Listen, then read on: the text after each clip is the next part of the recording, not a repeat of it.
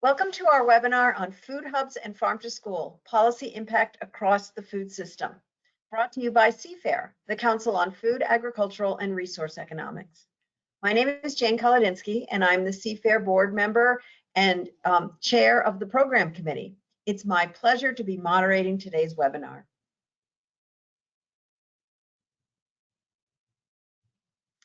It is CFAIR's mission to translate high-level research and knowledge to a diverse audience that includes policymakers, elected officials, and federal administrators. When we demonstrate the value of the profession to these groups, the Council increases public appreciation for research, extension, outreach, and academic programs in agricultural and applied economics. Before we get started, I want to provide some background on today's topic. The October CFAIR webinar highlights two almost direct-to-consumer food distribution models. Our four panelists representing government, that's USDA, and research, that's university, discuss policy and marketplace impacts of farm to school and food hubs. Both of these models of food systems intermediaries reach across the food system from farm production through distribution to the consumer, whether that consumer be an institution or an individual. These distribution models have been of interest to USDA research and programming for many years.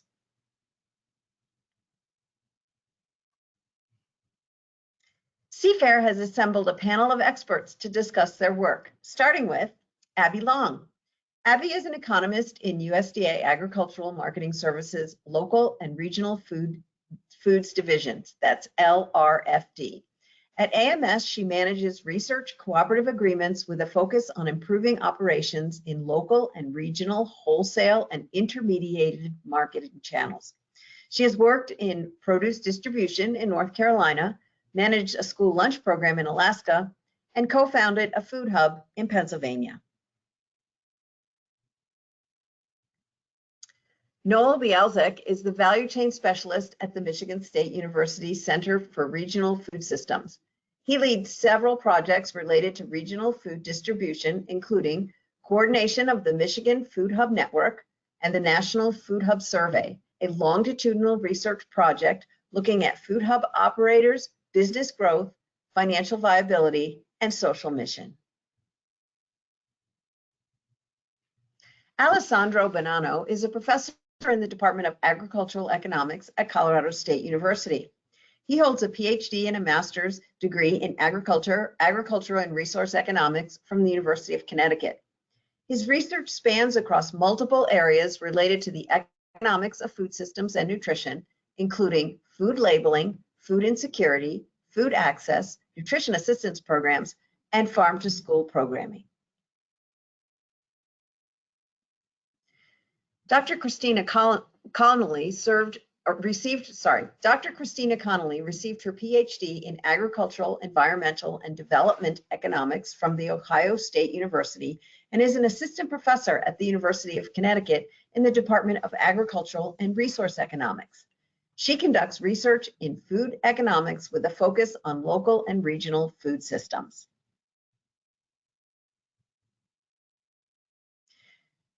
Before we start, we wanted to explain how to ask questions during the webinar to make sure that you, the audience, knows how to engage. During the webinar, you can put questions to one or all of the speakers by typing them into the box in the control display accessed by clicking on the question drop-down menu as shown on the slide. Then send it to the organizer. Now I'll hand the webinar over to Abby, who will start us off.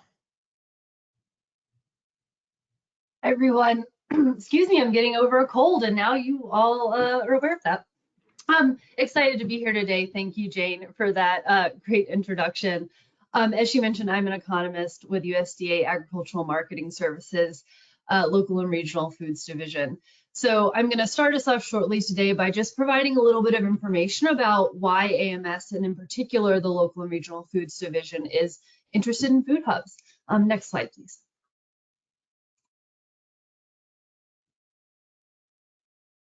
Oh, maybe next slide. There we go. Okay, so the Agricultural Marketing Service, oh, sorry, can you take me back one more, there we go. The Agricultural Marketing Service, AMS. Our goal is really to help support more and better markets for U.S. agricultural products. So within that context, and specifically in local and regional food systems, we do many things. We buy food, we bring stakeholders together, we fund projects through grants, we conduct research, share data, and provide technical assistance. Next slide, please. And specifically in the local and regional foods division, we are a team of economists like myself, we have architects, and we have agricultural marketing specialists on staff. Across our entire division, we conduct research in our research branch that I sit in. We provide technical assistance to stakeholders throughout our outreach and technical assistance branch. And we are where the USDA regional food business centers are housed, which you have very likely heard about at this point. So that's another division within the branch that I sit in. And together we look at challenges that are faced by local and regional food system stakeholders and do whatever we can to support them by conducting research, sharing data, and providing technical assistance. Next slide, please. So in order to accomplish our mission, we work in a lot of different spaces, but food hubs are certainly an area of interest to us right now. The definition for food hubs is on this slide, as you can see. We focus really on businesses that sit in that aggregation, distribution, and marketing space within the supply chain. And I really like to highlight that at AMS, we're really focused on the source identified nature of the products. So carrying the source of the product all the way through from the producer to the end consumer and letting it get through that middle of the supply chain piece where we often lose some of that information. But I want to note that while this is AMS's definition of a food hub, there are a lot of different definitions for food hubs. There are more kinds of food hubs than there are than you can imagine. So the sort of adage that we use in the sector is if you've seen one food hub, you've seen one food hub, because they can be anything from nonprofit to for-profit, focused on institutions or grocery stores, some retail directly to consumers. So there are a lot of different ways that a food hub can present. But at the end of the day, they're sitting in the middle of the supply chain, managing a source identified product. Next slide. So why food hubs? Why do we care? Well, at AMS, as I said, we are really focused on providing more and better markets for agricultural products. And as supply chains have become a more salient issue, I think we're all becoming increasingly familiar with diagrams like the one shown here. And specifically in the ag sector, farmers and ranchers are finding that they're having fewer options to sell their products. So we see a lot of constraints in that middle of the supply chain piece. Things really funnel down from the producer and flare back out to the consumer. And it's a point of constraint, but it's also this area is a point of opportunity from our perspective. It's a really great leverage point where we think we can help producers out. So, AMS really focuses on food hubs because we see it as one of many ways to increase competition in that constrained space, and really importantly, provide more market opportunities for producers. Specifically small and mid-sized producers. Food hubs can really provide a right-sizing solution for producers as they're trying to scale up and make sure that they have adequate marketing opportunities in this space. Next slide. So with our focus on food hubs and our focus on research in the division, we work in this space by trying to turn some research that we're conducting about food hubs into actionable learning. And Noel is going to speak after me about a cooperative agreement that we're working on together. But AMS specifically chose to research food hubs because the value that we add here as research and technical assistance providers is that we can work on research cooperative agreements with university partners, gather the most relevant information from current practitioners, industry experts, other stakeholders, bring that all together in a rigorous way, and then share it back out to practitioners so that they can replicate some of these best practices in order to support, improving the operational efficacy of these entities, of food hubs, and by extension, providing, more substantial and really high quality marketing opportunities for producers. Next slide. And with that, I'm gonna, this really quick high level overview. Please reach out to me if you have any questions or put questions in the chat for the moderator. But I will now hand it over to Noel to give you the really interesting part of the story on the project that we are working together on right now. Thanks, everybody. Thank you so much, Abby. I just wanted to remind everyone to send questions to the organizer using the question drop-down menu. And now we'll turn it over to Noel. Thanks, Jane. Hello, everyone. And thank you, Abby, for that nice segue. As Abby said, I'm going to share a bit more of a specific example of how USDA and partners are turning research into action. In this case, I'm going to be talking about our Food Hub Toolkit project. So my name is Noel Balachek. I'm a value chain specialist at the MSU Center for Regional Food Systems. Lisa, you can go to the next slide. The MSU Center for Regional Food Systems coordinates a variety of state, regional, and national networks and programs, including the new Great Lakes Regional Food Business Center. Jane mentioned that my role at CRFS includes coordinating the Michigan Food Hub Network, and I also lead the National Food Hub Survey Project, which will come up a little bit later on in this. Next slide, please. So I thought it might be helpful to start today by focusing on the current needs and challenges in the food hub sector and how that really led us to create an updated toolkit resource for food hubs. This slide highlights some data points from the most recent National Food Hub Survey, which was in 2021, and really highlights the fact that there's been some really big changes in the food hub sector recently. So based on findings from the National Food Hub Survey, 54% of responding food hubs reported that their business model changed significantly in 2020. Not surprisingly, from 2019 to 2021, we saw a 20% increase in direct-to-consumer sales business models, and that 20% came directly from wholesale sales. So people really shifted in that direction. Interestingly, also from the National Food Hub Survey, 57% of organizations that indicated a business model change thought those changes would be permanent. So a full quarter of respondents to the National Food Hub Survey experienced what they thought was some kind of long-term permanent change to their business model. This is compounded by the fact that most food hubs only have 2 full-time staff, meaning that people are filling multiple roles that require widely different skill sets. This scenario leaves many food hub operators in a state of constant chaos, really putting out fires. And without that kind of adequate support and capacity, folks are burning out across the sector. So these challenges all really undercut the potential for long-term success in food hubs, and the impact that really impacts the broader function and resilience of regional food systems. So these current challenges and barriers, which have been documented by new research like the National Food Hub Survey, combined with the fact that most food hub resources and toolkits were created back in, let's say, like 2010, 2012 timeframe, really led to the conceptualization of this project. Lisa, you can go to the next slide, please.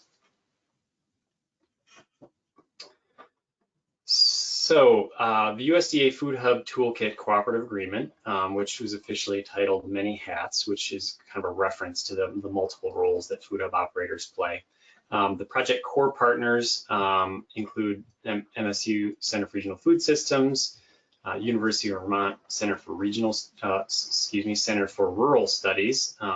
Thank you, Jane, for the invitation to speak today. Jane is part of our project. And USDA AMS local regional food division staff, including Abby. So our primary objectives for this 18-month-long project is to create a toolkit of resources for food hub operators that covers the essential roles, operations, and strategies necessary for viability and growth We plan to aggregate templates, forms, existing resources for food hubs and regional food distributors. I have an asterisk there to note sort of the same thing that Abby noted earlier, which is that there are some challenges with the term food hub, and with some organizations that are doing the work of a food hub don't really identify with that term for a variety of reasons. So even though I'm framing this presentation around food hubs, we want to make sure that these resources are accessible and useful to a wide range of businesses and organizations that are involved in aggregation and distribution of source identified local and regional foods. So whether or not they identify as a food hub. And as Evie said, if you've seen one food hub, you've seen one food hub, and part of the challenge with this work is addressing that range in different models. So I'm going to talk briefly about our research project process and then our planned outputs for this project. So Lisa, you can go to the next slide, please. Okay, so following along that theme of turning research into action, we begin this project with a scan of existing resources and research on food hubs, which there is quite a bit of out there. Our list included several USDA food hub toolkits from about 2010 to 2014 timeframe. This also includes a variety of case studies and feasibility studies, academic literature, and resources on operationalizing racial equity. You might recognize a few of these resource covers if you've been involved or interested in food hubs over the years. These are just a few of many resources we're drawing on for this project. Next slide, please. Another key data source for the toolkit project is the 2021 National Food Hub Survey. The National Food Hub Survey is the primary source for national longitudinal data about food hubs and is used by current and future food hub operators, partner organizations, policymakers, funders, and community members to identify various trends in food hub economic growth and viability, their social mission, how they operationalize racial equity, and the various opportunities and challenges faced by food hubs across the country. The 2021 Food Hub Survey Report explores the impact of COVID-19 on food hubs and their role in supporting regional food system resilience.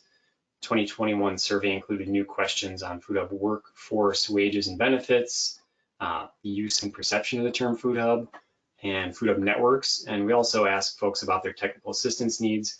So there's a lot of quantitative data from the survey that was not published in the report. So we're tapping into that for this project. There is a link above to the 2021 survey report if you're interested in exploring that resource. We also have recently released a data dashboard tool that allows users to visualize and filter data by year and region. So I encourage you to check that out. Next slide, please.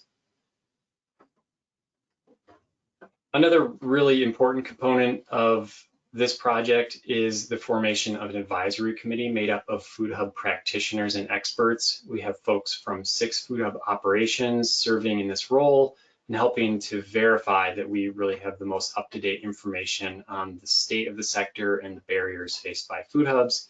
The advisory committee provides critical feedback on the content and format of the toolkit products and also serves as a primary data source for the project through one-on-one interviews. We also meet bi-monthly with this group. And an important contribution this group has made to the project was the suggestion that we think outside of the PDF for the toolkit and really inspired the idea of a complementary podcast series, which I'll mention in a later slide. Next slide, please. Thank you. So as you might expect, the primary output from this project is a written toolkit, which will likely be a PDF for both new and established food hub operators. It covers key topics, including operations management, hiring and training, leadership succession, purchasing and supply coordination, and several other topics that the advisory committee identified as the most pressing. So that's going to be the primary output from this project. Next slide, please. And then, as I mentioned, we will have a complementary podcast series that's going to be a bit more dynamic and focused on decision points and situations rather than technical information. It was suggested as a way to make information more accessible to folks who might not otherwise download or read a PDF. Next slide.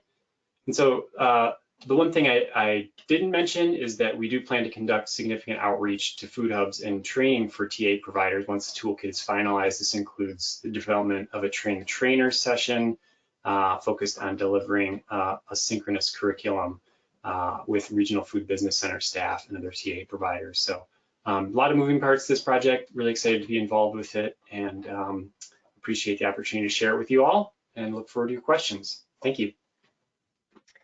Thank you, Nolan, Abby. Now we're going to turn over to the second half of our webinar, which deals with Farm to School. I'd like to welcome Alessandro Bonanno.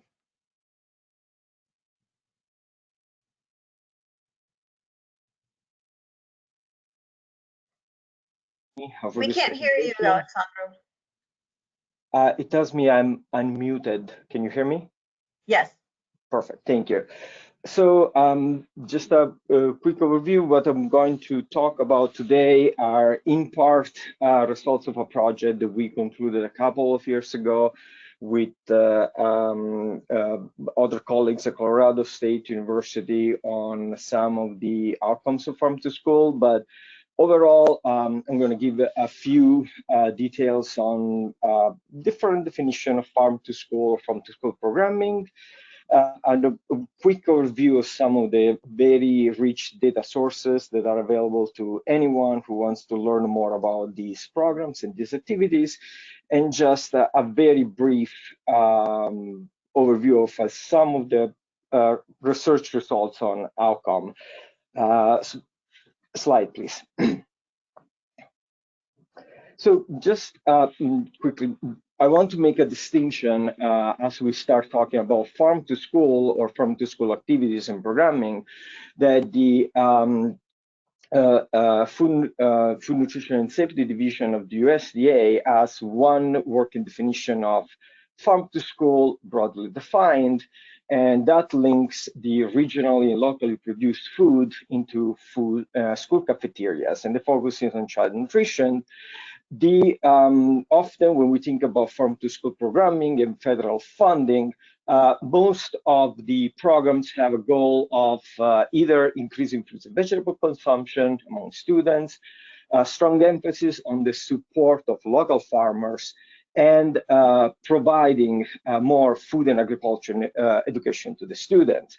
But I have a couple of numbers here on the slide of what the mandatory funding or the federal funding for Farm to School programs is. I want to just mention these are competitive grant programs that for which there are applications that are assigned to school, nonprofits, and other entities.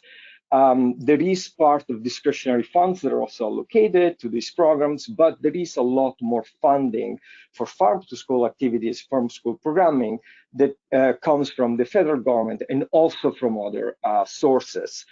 Slide, please. And if we think about Farm to School, what all the activities and goals that we customarily think about, they go beyond. It has expanded over time. Many states and also some of the territories have implemented state-level regulations that either facilitate Farm to School programming. Some of them have been introduced, some are introduced and enacted. So, and they go from connecting schools to distributors, creating support in terms of funding, and overall the portfolio of policies and that support Farm to School activities is very, very broad. So the goal, if you think about in general, if you go just slightly beyond the scope of the federal funding, there is a lot of focus again on health and education outcome for the kids, for the school children, and promoting equity and sort of spillovers, economic spillovers through communities, and also improve the understanding of what a career in agriculture would be. And there is an infographic here. We'll see that we have used some of our reports, which is courtesy of the National Farm to School Network, that summarizes overall the broad scope of farm to school activities. School children can benefit from it. Farmers, especially local producers, can benefit from it, and so there are economic spillovers also. Slide.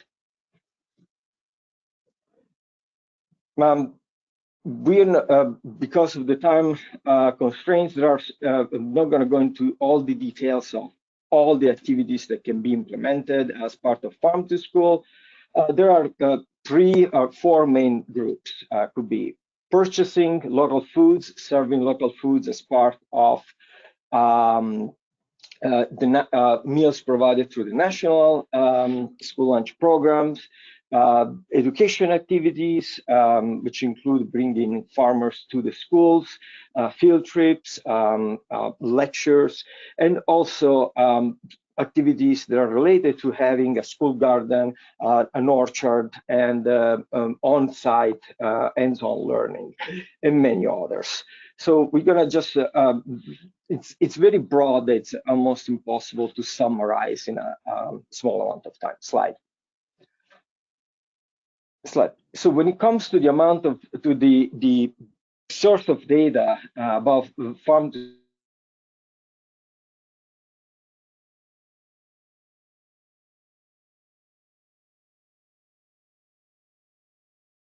school implementation activities, the USDA gives of the Farm to School Census, which is a survey that is sent to, actually it has been sent to different groups of agents. In 2013, it was sent to public school districts, 2015, school food authorities, and 2019, the reach has been even broader. That track farm to school, the implementation of farm to school activities, and several other features. So just by looking at the data, we see that there is a good number of school districts or school food authorities that implement any of the farm to school activities. And I just wanted to put here a little distinction between a school district and a school food authority, because school food authorities are can be there can be a one-to-one correspondence on school food authority and school districts, but overall they are the authorities, they are units within or across school districts that administer the USDA school nutrition programs and deal with procurement and other activities. And because there is not, they overlap often with school districts, but they're not the same. The surveys were sent starting from 2015 census to the school food authorities and not necessarily the school districts. Those are the ones who make decision about school meals. So slide, please. What kind of information can you find in the Farm to School census? And these are just, it's a list, and it's not even a laundry list. There could be a lot more. There is a lot more information. We have used the different ways of the Farm to School census in some of our research, and the amount of detailed information on activities implemented, the composition of the school districts or school food authorities, number of students who are exposed to Farm to School, the different grades that these school children attend to, and so forth. So this is just like the amount of information is very, very large. And I'm just going to give one example in the next slide of what one can learn.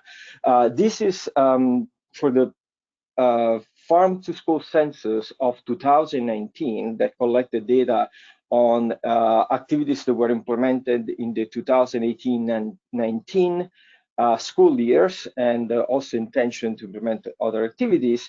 You would see that there is they collected information over 30 different activities, and some of the school districts that implement the most activities are those that look at using local foods. Local food is local food procurement is one of the most actively implemented activity, and I want to spend a couple of words on some of what we can learn from the different waves of the census. Slide.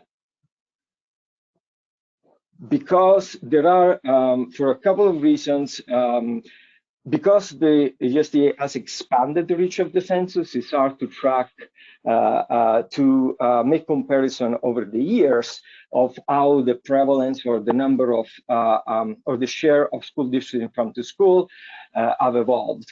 But we have done, part of our research has been to track some of these schools over time. So slide, please. And we have learned that, for example, between the two school years of 2011, 12, and 13 and 14, with one gap in between, the majority of school food authorities that implemented farm to school in the first year that we looked at continued their participation. So in a way, the proportion was about 2.5 to 1. So the school districts that stayed the longest in farm to school, that have are those that have they are more invested in the activities. They stay longer. They have explored all the possible number of activities that can be explored to farm to school. And we found evidence also, slide please, that this is very much consistent with what we see in the 2019 census. The 2019 census has information on how long the schools have been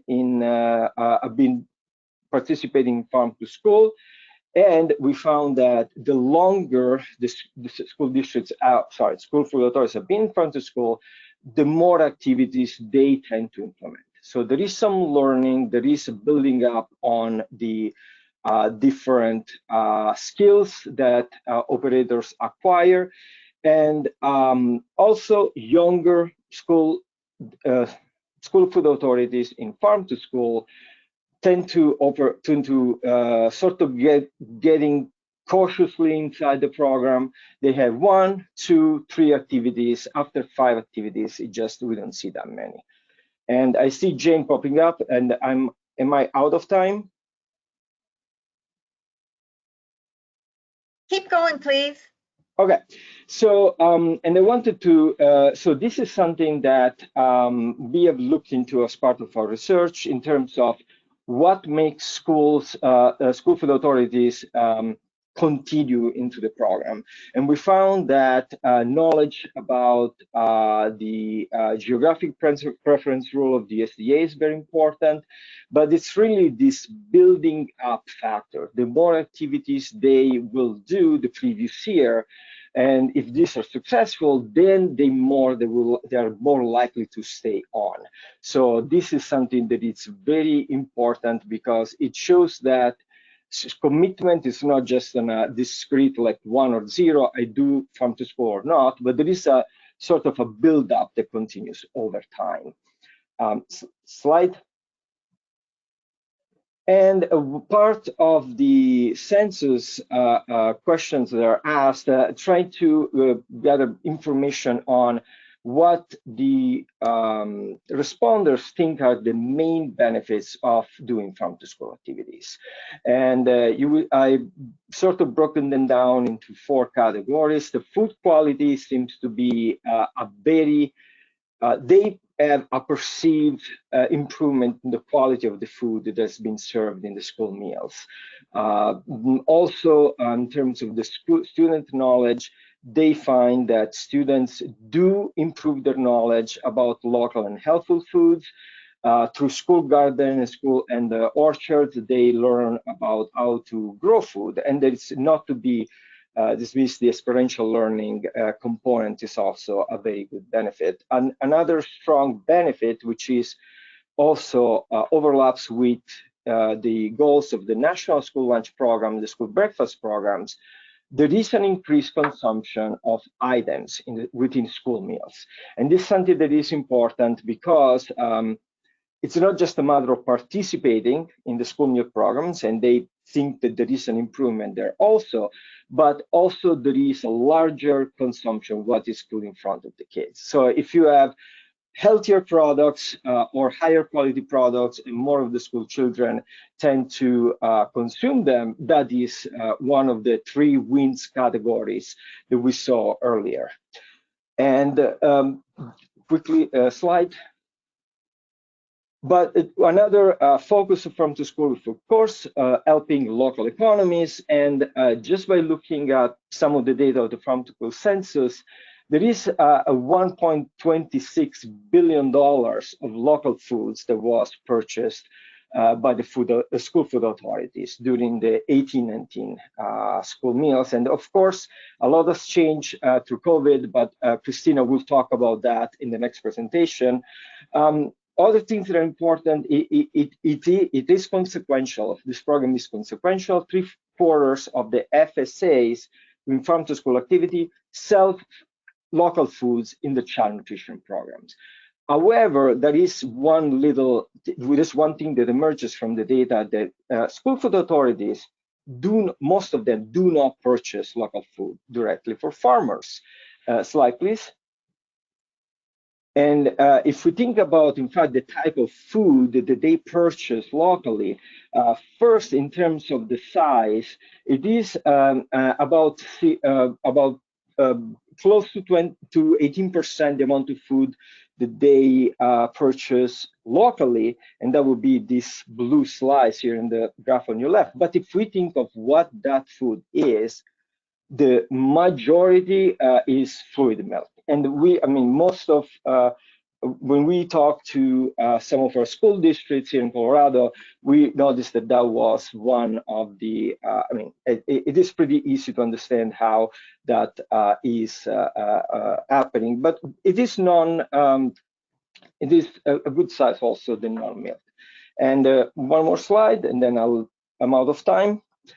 So just with using the one thing that I want to mention also, that using the Farm to School census, one can learn a lot of how the Farm to School program is working. And there has been research that has been looking at per capita food expenditures by the schools, by the school food authorities, how that correlates with local spending, the portion that goes into intermediary versus farmers, and also the areas that they reach when they buy local foods.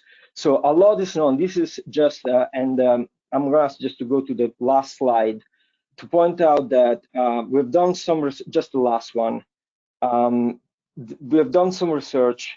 And here, this slide, if the slide would be available to the attendees, there is just so much out there on resources that this is just the tip of the iceberg.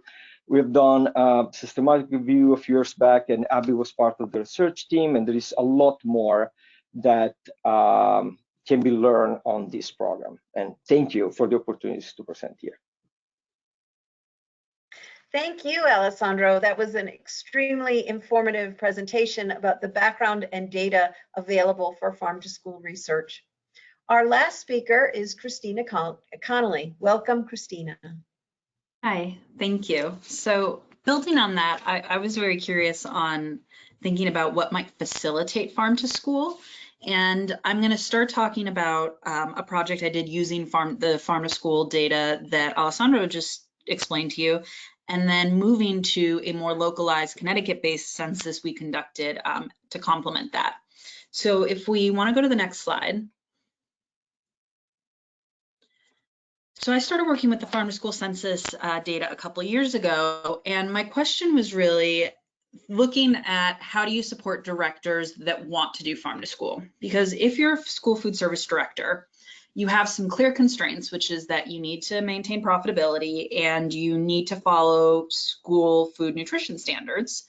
But otherwise, what your program looks like often comes down to a specific director's preferences, which means if you have a director that's gung-ho for local food, they're going to try and procure local food. If you have a director that just is very busy and doesn't think local is valuable, that's going to be a district that isn't going to be procuring local. So what I was curious about is, once you have the director that wants to procure local or wants to implement farm to school, what helps facilitate them following through on that? And I was specifically looking at two facilitation mechanisms that have already been mentioned. The first is state level funding policy. So a lot of states have farm to school policies, but not all of them have policies to actually help fund local food purchases, as well as, do you have any food hubs near you? Because food hubs can really help facilitate that.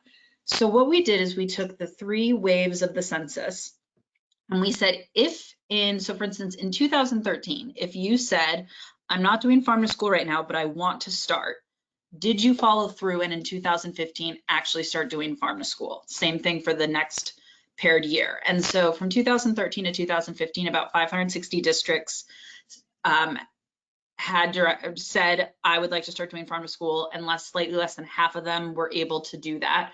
From the 2015-2019, which, as Alessandra pointed out, is the cleaner data comparison, there were 500 districts that said, I want to start farm to school, and a large majority of them were able to.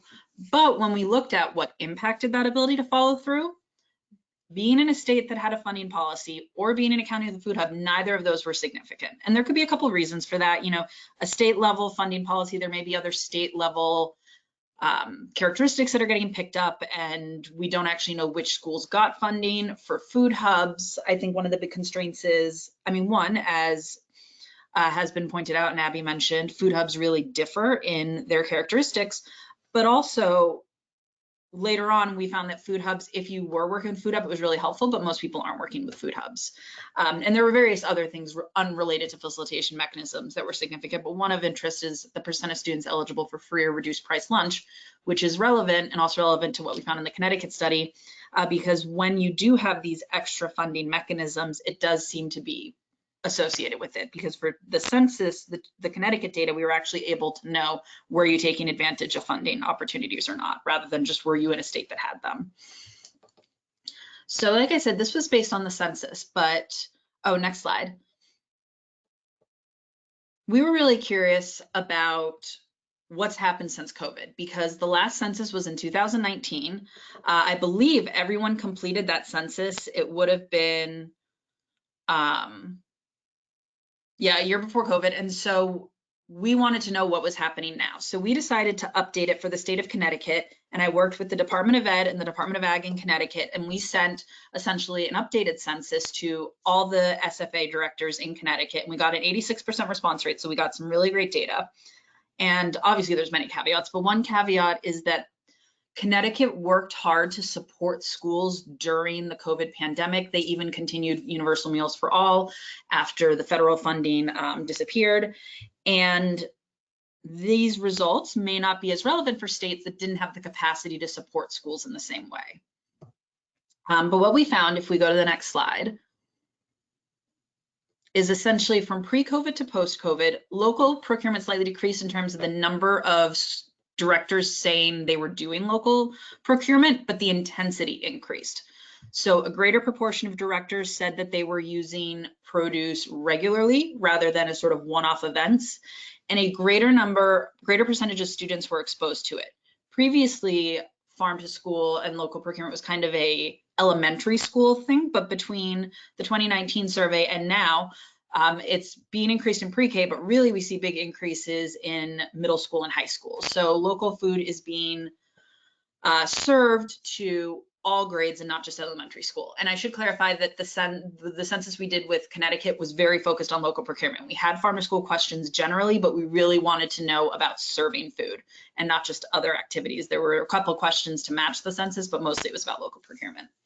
If we go to the next slide.